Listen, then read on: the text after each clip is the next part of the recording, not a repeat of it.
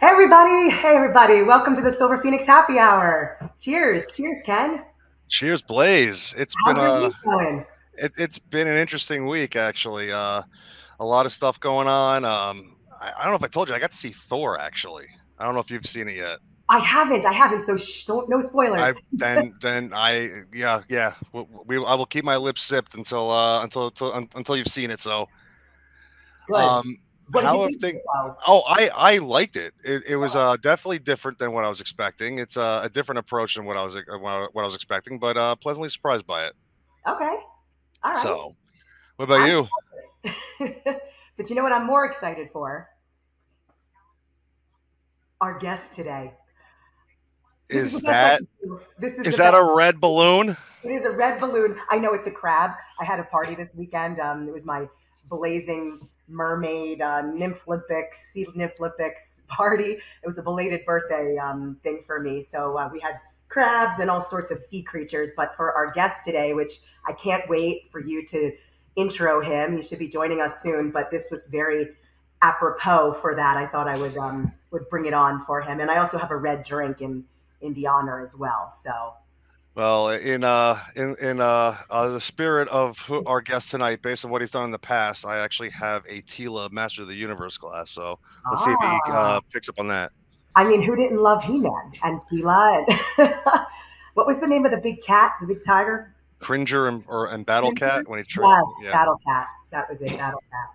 Fantastic. You know, I was thinking, and I can't believe this actually. Do you know this is our 10th episode? I can't. I mean, time's just been flying, hasn't it? Yeah. I mean, cheers to our 10th episode of the Silver Phoenix Happy Hour. Absolutely. It's exciting. And to have our guest today being on our 10th episode, super, super stoked about that too. So, do you want to talk a little bit about him before he joins us, or you want to just full out surprise?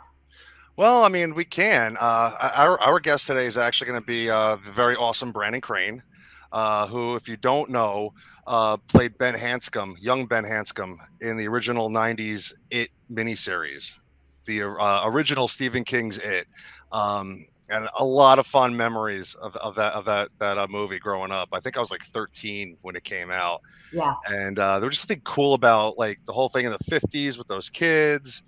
You kind of felt like you were kind of a part of them in a way, like that you could relate to them, even though it was like time displaced, I guess. right. Um, but what was cool is half the first half, part one was just a story of the children, and later on in the second part, it was them fully grown 30 years later, and it was actually the casting in that film was so perfect. Yeah, You had guys like John Ritter and Harry Anderson, Tim Reed, Annette O'Toole. It was so good. I mean, like some people's first major roles, like Brandon tonight, and Seth Green actually made one of his first major movie roles in this. right. Do you So think that this particular movie brought about kind of the? Did you have a fear of clowns growing up? not really. I mean, I think to a degree, I mean, personally, I guess we all might have a fear in one capacity or another, even if it's just like minuscule. Yeah, Like, why are they smiling so much? Like, well, you know, yeah, um, but yeah, no, I mean, I don't think I had a fear, but that film was just ridiculous. It was insane. It was awesome. It made you feel great in the beginning watching it, and then terrifying as it progressed. You yeah. know, and actually, speaking of which, I believe our guest is with us, and we might want to bring him in. Hello, everybody. Oh, Hey, hi. Brandon, how are you today? It's a Doing pleasure good. to meet Sorry. you. Likewise. Sorry, I'm a couple minutes late. We're just No, No, not at all. not It's at technical too much glitches. thing. I'm Blaze. So nice to meet you. Nice to meet you too. So first off, I want to give a big thanks to my buddy Mike Perez for helping to set this up tonight. I know Mike is Brandon. awesome. Mike is awesome. Um, you are a part of the new Pennywise, the Story of It documentary that was just released last week. Yeah. It it's fantastic. It's an incredible trip down memory lane, and I'm so glad to see all the people that were able to come back to actually be a part of this.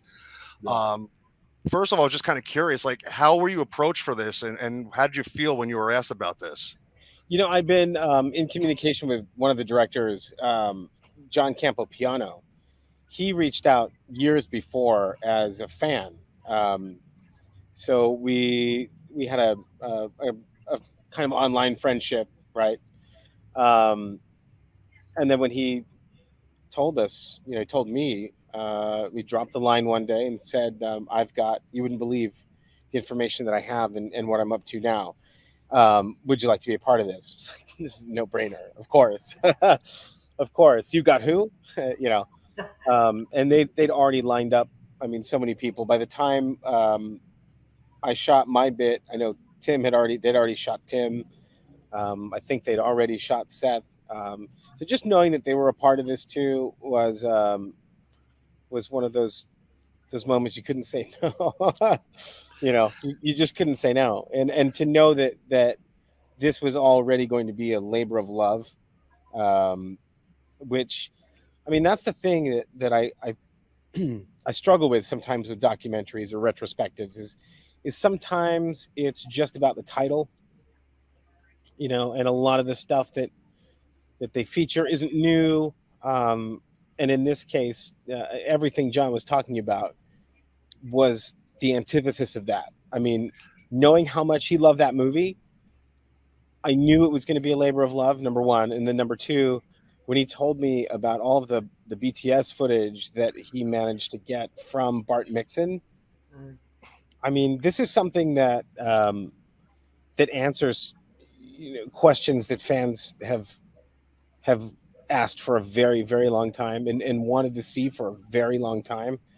But you know, personally, I was never prepared to detail it as articulately as as John and Chris Griffiths did.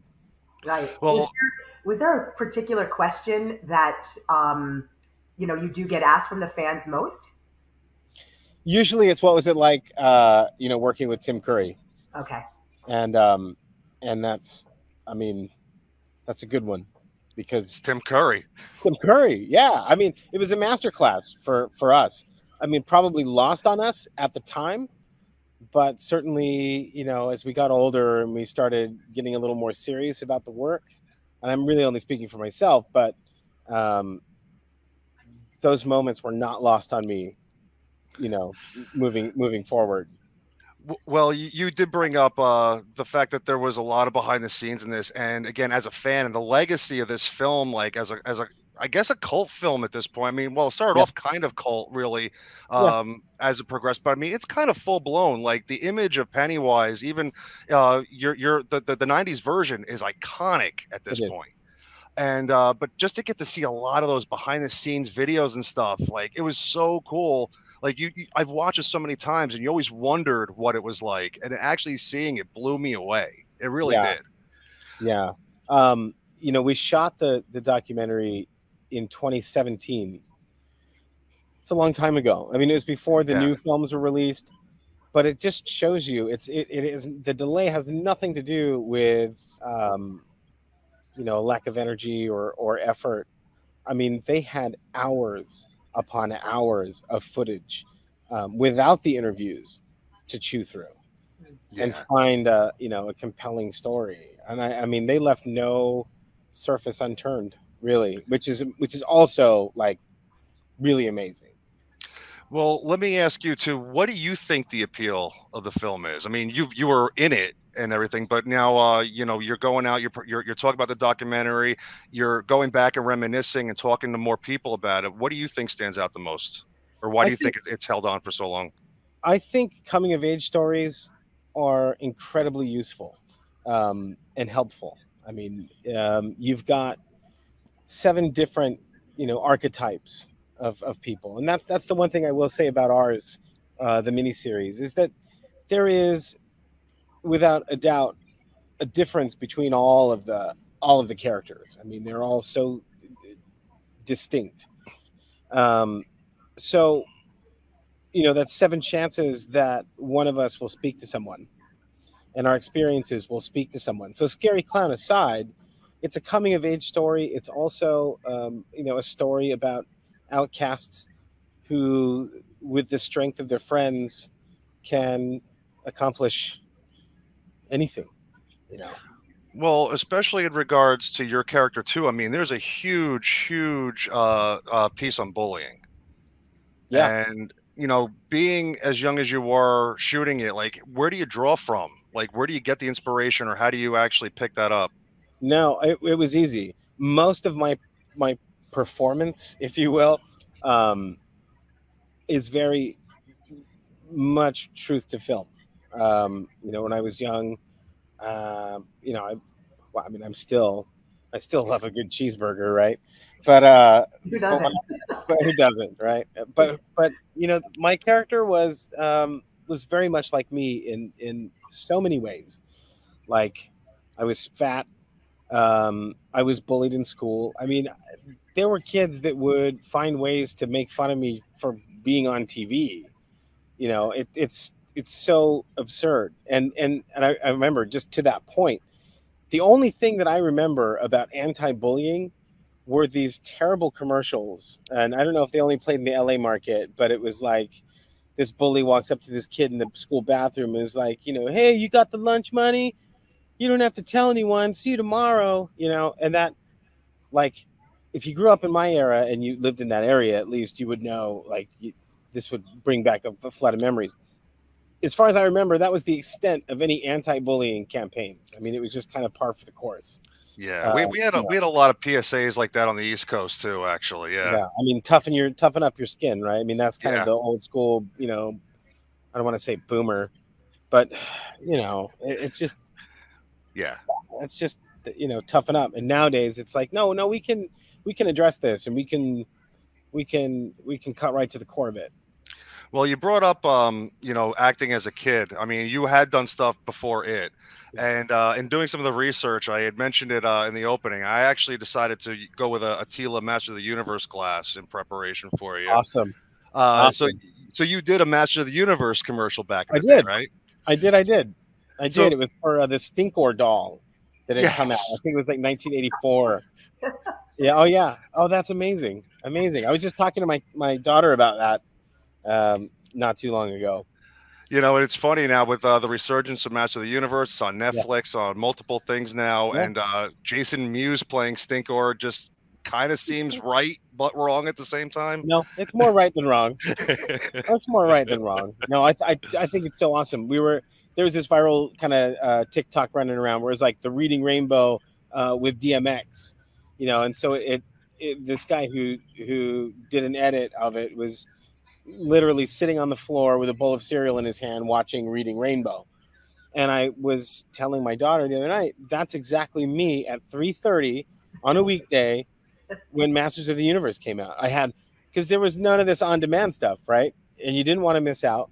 So I would, have everything I needed. I had my snacks, I had everything all set, ready to go before the opening credits even rolled. Like I had I guess I was a little OCD about my He-Man and the Masters of the Universe. or a little OCD for LeVar Burton. Who knows? Right. No, I mean, who doesn't love LeVar Burton? Yeah. So, What Blake, about the beginning process? When you were cast, did they do a reading where everybody sat around the table? Did you get to meet Stephen King then, or? Never. Yeah, I've never met Stephen King, actually. Wow. I know, it's kind of a tragedy. If you're listening. I know. No, I mean, I'm sure our paths will cross one day. In October, most of the losers are going to be going to the Bangor Toy and Comic Con. Oh, wow. Early October. So we're going to get a couple of tours, and we're going to do some photo ops with fans in front of the inspiration for a lot of the places, like, the Barrens, for example, the library, and actually in front of Stephen King's house. So, maybe he'll get tired of seeing a bunch of people in front of his house. He'll call the cops. He comes out. I'll just run up and shake his hand real quick. It's a win. Or you were fine. It's a win. Or you were arrested because of Stephen King. It's either way, you're going to have a story out of it, right? Doesn't matter. I'm going to come home with a great story. Right? There Did you die? Did you die? No. No. Well, yeah, because you brought up conventions too. So that's more of a recent thing for you too. Around 2017, 2018, before the doc Right. started, you Right. guys were doing the convention circuit. How has that been? It's been nice. Actually, Mike Perez was the production manager for the documentary.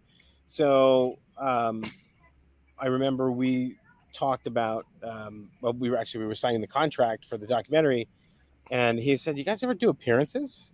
And Ben Heller was there that day. We got to reunite, which was nice. And I said, "No," and he's like, "That's crazy. Let's get you out there." And so we started doing a couple of shows. The first one was in Atlanta in 2018, and I got to see Marlon Taylor for the first time in 30 years, and that was amazing. I mean, it was like it was like you know, time was in a vacuum. Well, we saw each other in the lobby of the hotel, and we picked up right where we left off. Like The last day we almost shot. 30 years later, Yeah, or that was amazing. whatever it was. 27 years later, it was 27, yeah. that was, that number is a bit poetic, but that was so cool. I mean, it's great to see him. And then um, I think later that month we went over to the UK, and we got to see Ben Heller and Adam Ferrazel, Jared Blankard, who was Henry Bowers. He had actually moved not too far away from that event, so he came and joined us as well. And it was that was actually something very special when we all connected in the hotel. I think Jared was just checking in, and we were checking out Adam's room, and he must have recognized our voices or something, and he came and he snuck in the room, and it was beautiful to see Jared Blankard again. So, how is it like meeting up with all the fans and signing and everything? I think it opened my eyes to just how significant the contribution is to pop culture. I mean, we had no idea. I had no idea. I mean, I knew it was kind of cool that it was out on video every once in a while, and oh, hey, there's a DVD release coming out, or there's a Blu-ray coming out. Like, that's just sort of, you watch from afar, and we had no idea until that first convention, and the stories that we got from so many of the fans about how somehow something we did 27 years before, something that we had done when a majority of them weren't even born yet, right? Right. How we managed to touch their lives in some way. My first thought is, oh my God, this is so absurd. But then you realize that there was an impact. You did something that may have actually helped people, and it's quite gratifying. I mean, it really is to get a chance to connect on a level with these people is priceless. You said Well, you have a daughter. Has she watched it with Have you watched it with her? Or We haven't watched it together. Okay. Yeah, no, we never really watched it together. We never watch anything that I've done. Like, I remember there was an episode of Full House that came out on Netflix years ago, and my wife was flipping through the channels, and I just happened to be on TV, and she goes, Fiona, come check out Daddy's on TV. She's like, yeah, but Fairly Odd Parents. So but that's so good. It's so good because in no way is any of this attached to her identity or her development. Yeah. And it's great. I mean, she has her own interests, and I'm thankful for that. Definitely. Post it, you still wound up being an actor. I mean, especially going and pursuing theater as well. Yeah, that's right. Yeah. Go ahead. I'm sorry. No, I was looking. You've done some of my favorite shows. I mean, Scarlet Pimpernel, Jekyll and Hyde, Little Love Shop those. of Horrors. I'm a huge Frank Wildhorn fan. I love Frank Wildhorn. My favorite Frank Wildhorn song is Sarah from the Civil War. Yes. In fact, there's it's only on YouTube, but I think apart from Carl Anderson, who was amazing, an amazing gift to the world, Leslie Odom Jr. from Hamilton has a solo album, but it's only on YouTube, this cut of him doing that song, and it is it's incredible. It's worth Did a you listen. work with Carl? No, Okay, I No, saw no, no. I wish. What I my saw him in Vegas. Jesus Christ Superstar as Oh Judas. yeah. And I'm in theater as well. I always have been since I was a kid. But he moved. I mean, I cried the entire show. Like just No, the mention of his name, I was like, I just welled up. So talented, like I unbelievable. know. No, the guy's a legend. I saw a reunion, and I know he was there. I'm not sure if Ted Neely was there, but they did a reunion production at the Universal Amphitheater before they tore that down and made Harry Potter World, Right. um, which is a crime in and of itself, right? But Yeah. no, I wanted to do something else after high school. I wasn't thinking about acting or theater or anything like that. So I figured I'd had my run, and I was fine with that. Um, and so I was going to school, and I needed a few more credits for an insurance discount, full-time student discount. So I enrolled in a stagecraft class, and part of it, you had to be on the crew for this show, and it happened to be a musical, and and that was my first real hands-on theater experience. And I changed my major right after that. Discovered that I could sing, which is helpful if you're going to do musicals. And I really took to it, and I ended up doing musicals. I got my equity card. Ended up doing that until I was almost 30, and So I kind of really hung it up when my daughter was coming. It took me like 6 months to the equity contracts in LA were disappearing like crazy. And it took me like 6 months in between a gig. It took me 6 months to book a commercial. And at that point, I just thought, you know what? I can't justify trying to do this and be a dad. Right. Tons of people do it. They make it work, and it works for them. It does not work for me because I didn't have a dad when I grew up. Hmm. So, which is another thing that put me really close to Ben. Hmm. Um, I wasn't gonna do that. I wasn't gonna go chasing things, you know, and have her not see me forever. What if I did a national tour or something like that? Right after I got married, I almost got into the Phantom show in Vegas. That kind of thing. I just it wasn't for me. Not for me. well, we are starting to run out of time. I just want to No wrap it up worries. real quick, and only because I'm super curious, and I've always wanted to know. And I know it's brought up in the documentary, but can I get a personal story of what it was like behind the scenes with John Ritter? Absolutely. Um, is this like PG? Is it anything goes? We can edit. If anything goes. So when I first met John Ritter, they flew me up to get my hair cut, and I thought I was flown up for the duration of the thing. Turns out I was only there for a day to get my hair cut, do a wardrobe fitting, and to meet John Ritter. Then they flew me back to LA, and I came back 2 weeks later. Um, with egg on my face because I told all the kids I went to school with they wouldn't see me. I was like, later, freaks, and then there I am back at school, with my haircut. But I finally got to meet John Ritter, and he was such a kind and an amazing person. And he said, "So, Brandon, what kind of actor are you?" And I was like, I have no idea. I mostly do comedy. I mean, I'm a big fan of yours. And he said, no, no, no, no. I mean, like the process. I was like, oh, process.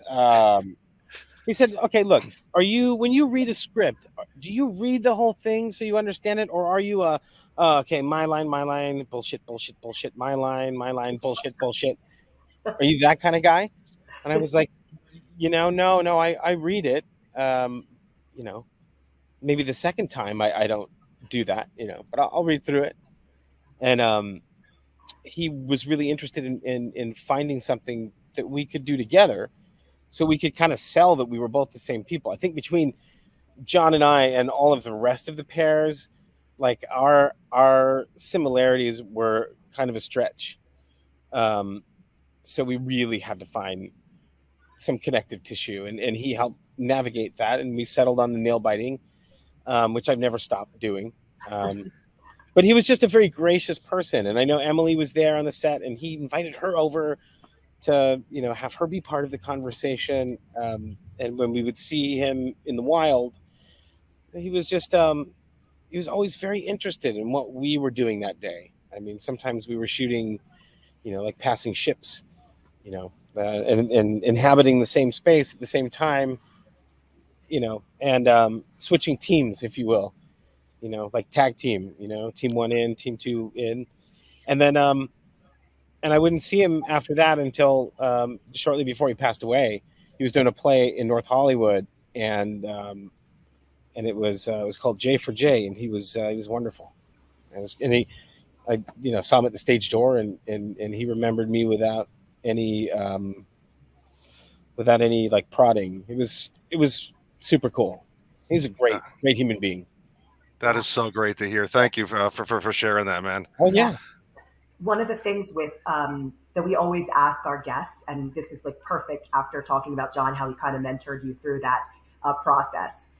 What's a good piece of advice that you can give for somebody who is starting out as a youngster, maybe, or it's for the first time, even as an adult in the industry, maybe acting or behind the scenes or whatever? What kind of advice can you give? If it's technical, right? Let's say it's technical. Like I just talked to someone who was very young and very interested in doing musicals the other day, and my best advice to her was, if you're going to perform, always pretend you're a tree. I know it sounds abstract and weird, right? But keep your feet like roots into the ground, right? Nothing is worse than seeing someone kind of sway back and forth, even if they're killing it with vocals or even a monologue. If they're not firmly planted in the ground, they're not really there. That's the biggest thing I ever learned, was to just hold your ground. If you're going to move somewhere for a reason. Take the material seriously. That means, like, do your homework. Think about what it is you want to accomplish in the scene. What emotions are we trying to evoke? And it doesn't matter if you're Gretel or Greta in Sound of Music, you're 5 years old, or you're Ian McKellen doing a play at 80. You have to treat the material with respect. And I think that's kind of a cheesy tie-in, but that was us, with this personal material, because it was a stretch for a lot of us. We hadn't done things like this before, except for Emily.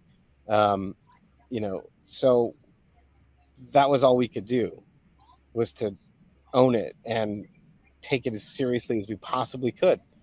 And I think that really helped, like, mold our performances. And Rounds. I love that. and to all of your credit, it shows on the screen as well. It's so cool. Yeah. Even after all these years, it holds up, and it's pretty. It's amazing. How many architects do you have out there from watching you? Because that you were the architect of everything in that, right? In the series. So I think it's fantastic. You never know who you're, inspiring.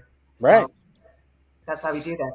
I'll say this. I know you got to wrap it up, but I will say this. When we did this thing, we had no idea that it was going to have legs. It was going to become some pop culture, icon. Like, we had no idea, because most TV movies, doesn't matter who they're written for, or by, they don't last. They really don't. They disappeared into the ether back then.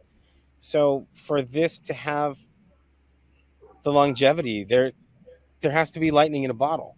There has to be something that. There has to be something special about it. And to be honest, back then, just the idea of doing this made for essentially adults horror film on network television seemed like it was destined to fail from the start, just based on that. It's true. And there were already a lot of Stephen King films, but there were several sort of in quick succession around that time. And for this one to be television, we didn't have any hopes that it was going to be what it was until we got on set. I mean, it was an opera, really. I mean, it was a huge production. Yeah. So, I mean, it everyone took it seriously, and everyone did the very best that they could, and I think it really shows. Well, listen, Brandon, I really want to thank you for taking the time to hang with us tonight, Oh, and my hopefully in the pleasure. future we could do it again because this was a lot of fun, and I Of know course, that yeah, anytime. I probably got about another hour's worth of questions for you. So I'll probably have 2 hours worth of answers. So, awesome, I love yeah. it. No, anytime, reach out. Yeah, it Awesome, was a pleasure. thank you Thank very much, No, you're very welcome. and thank have you. a great night. Good luck with Sure. the documentary too. Awesome. Thank you. You're welcome. All right. Wow. I want Incredible. to thank Brandon so much. That was awesome. That was kind of a bit of a dream come true, actually, because again, a huge fan of that film. Watched it so many times over the years. Um, and again, big thanks to my buddy Mike Perez for helping to set that up because again, I really could have gone on for another hour, Yeah, I but agree. we don't have time for that, No, we Brandon. don't. No, we don't. We actually have to get in the kitchen. I think. We do with Nicole. You know, where I told her it's about the it factor today. So let's see if she did something movie related it or if she did something like it factor. With Nicole, we're always guessing, right? We can't wait. So, all right, let's roll that clip in the kitchen. What's up, Ken and Blaze? Is the food giving you the heebie jeebies? Guess what? You don't have to eat it. I think a lot of times in the wellness space, we might see a superfood take charge, right? So you might be thinking, oh, I better eat kale or acai or whatever is being pumped out and touted at the moment as the superfood du jour. Guess what? Nutrients are in all sorts of foods. So if there's something that you really hate, just because everyone else is eating it or everyone else is telling you to eat it, doesn't mean that you have to. Really, nutrition and a sustainable diet pattern is all about what you enjoy. What can you stick to the long haul? Should we branch out and try new things on occasion? Absolutely. But we should never be forced to eat something or feel like we're being forced to eat something that we truly don't love. I'll let you tuck that heebie-jeebie food nugget of wisdom in your back pocket. Ken and Blaze, back to you in the studio. Again, I want to thank Nicole. It's always cool to see what she has for us every week. I love it. I love her. She's amazing. Yes, thank you, Nicole. Love you. We are talking about, the '90s miniseries, the new Pennywise, the story of it documentary that just came out. Yep. One of the big visages of that has always been Tim Curry in full clown makeup. One of the scariest things I think ever. It's been plastered all over merchandise. You know, even nowadays, I think it's out more than even back in the day. Another thing that I used to love was Killer Clowns from Outer Space. Great horror comedy film, very creative, very out there, right? Yes, very. But I think we should stop with those kind of scary clowns because I think you have a little something for us about clowns too. Well, when I was younger, one of the little side gigs I did, I was a magician's assistant, and then the other thing that was alongside with the same company, Tim Ann Productions, they asked me to be a clown. So it was like doing balloon animals, face painting, kids parties and games, stuff like that. Super easy. And I just remember going to one party, and listen, I was a cute clown. I had the braids, I had a little hot pink sailor hat, the whole outfit. I didn't have like the giant clown shoes or anything weird. It was like cute little tennis shoes that were painted. So I was trying not to scare any kids. But even though I didn't have any fear of clowns as kids growing up or anything. But I did maybe scare one little 5-year old who I was painting her face, and all of a sudden I felt like a lot of pain on my left thigh, and I was being stung profusely, like many times by what is it, a hornet or a wasp that stings multiple times? Whatever it was, I just kind of went, slapped it to smash it because I had to. It would have just kept stinging me. It went up my pant leg, and I was like, "Excuse me, Chloe's got to use the little clown room," and I darted into the house because this was an outside party, which wasn't supposed to be an outside party. And went in, I screamed because it hurt so bad. My leg like swelled up. The parents felt so bad. They gave me a nice tip, but it's still like I was in so much pain for like the rest of the day, I think. But that might have Wow. been the only kid that I scarred as a clown in my life. So, cheers to that. Yes. Small favors. Yeah. So also speaking of clowns, I believe you have a segment for us tonight where I you've gone do. beachcombing. I do. I'm going beachcombing now. This particular fish, I had to do the clownfish, but I am not in tropical waters right now or anything where I can see them. So I'm using some clips from an aquarium that I went to, but I hope you enjoy. Here's the clip. Send in the clowns. Let's talk about the adorable, colorful, and acrobatic fish known as the clownfish. 3 to 7 inches in length, clownfish are omnivores, meaning they eat both plants and meat. Their diet is mostly zooplankton, algae, and food left over by a sea anemone. That's the place they call their home. They live in schools, dominated by a female clownfish. Did you know clownfish are born male? When a female clownfish dies, the next largest male permanently changes into a female. How cool is that? The female can have up to 1,000 eggs per spawning. Now back to their homes, the anemone. Talk about a fantastic symbiotic relationship. In exchange for housing, clownfish scare away predators, remove parasites and leftover food from the plants. The clownfish droppings provide nutrients to them. The sea anemones are given way better circulation because the clownfish fan their fins while swimming around too. Anemones have nematocysts, or harpoon-like stingers on their tentacles, that they use this to capture prey and ward off predators. But the clownfish has a high tolerance to them, along with a thick mucus layer that protects them. Plus, smartly, they don't try to eat their way out of house and home. Until next time, explore, learn, love the adventure. All right. There was like a little, did that bring you back to like Finding Nemo or something? Of course. I mean, that's the only thing I think of now when I see clownfish. I know, so cute, adorable. But listen, I want to ask you about the circus because when you think clowns, also, I remember as a kid, for me, it was Gunther Gable. I loved him. I just remember loving everything about it. The clown car with all the clowns, just coming out, at the 10 clowns coming out of the car, and just all the hijinks and pranks that they were doing. It was great. I loved it. And of course, now you have the more high end things like Cirque du Soleil. But when's the last time you were at a circus? I've never been actually. No, not even the Big Apple Circus that's right in New York. Oh wow, Ken, we're gonna have to go. We'll bring Nicole. Oh wow, I didn't know that. Yeah, You've yeah. never seen a clown like in a circus. No, Ah, so just in the movie. seen Okay. seen rodeo clowns. Yeah. Yeah, never been to a circus though. Is that a job you would take? A rodeo clown? Oh, totally. That's like getting into a tank to like distract the sharks. No thanks. I'll pass. Well, listen, I think we're running out of time here, but man, what an incredible show today. Thank you again to Brandon Crane and to your buddy Mike Perez. Yep. And remember to check out Pennywise: The Story of It, available now on video on demand. You can catch it anywhere. Yep. Definitely check it out. It's worth it.